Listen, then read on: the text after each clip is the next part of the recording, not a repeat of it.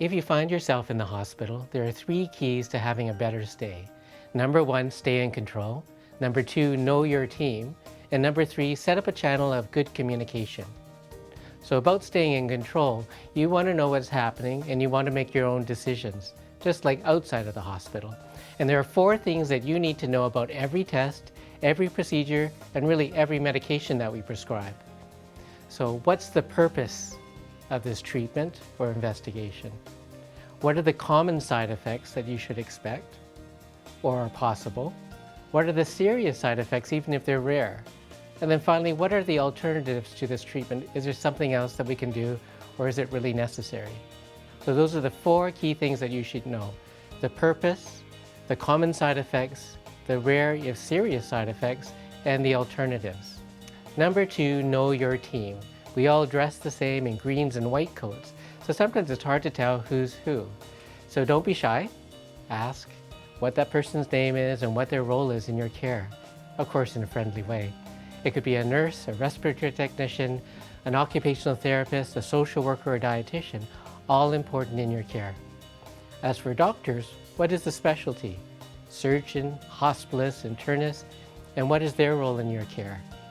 But there's one doctor that you really need to know, and that's the attending physician, or what we call the most responsible physician, MRP. So they're the quarterback of your care in the hospital. So they're the ones that are writing the chart and visiting you virtually every day. Find out when your attending physician is coming by and have a list of questions that you might have.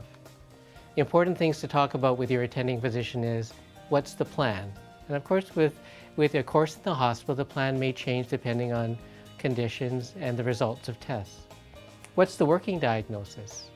What's the schedule of the tests, and what should you expect from them? Are there some procedures coming up, and how do you prepare? And what about the results of those tests?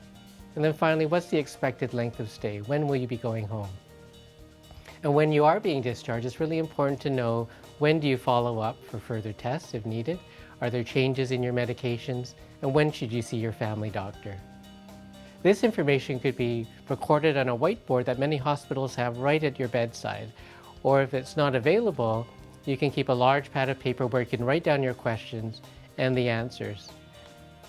A useful tip is ask us to write it down for you. In the case of the doctor, get us to print. And make sure your family doctor has information about your hospital stay.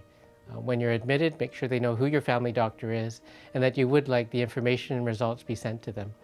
Your family doctor could also send information from the community back to the hospital that might be important in your care. So I wish you a healthy hospital stay. If you'd like further information or be able to download some of these key points and other tips for both care in the hospital as well as care in the community, please check the link below.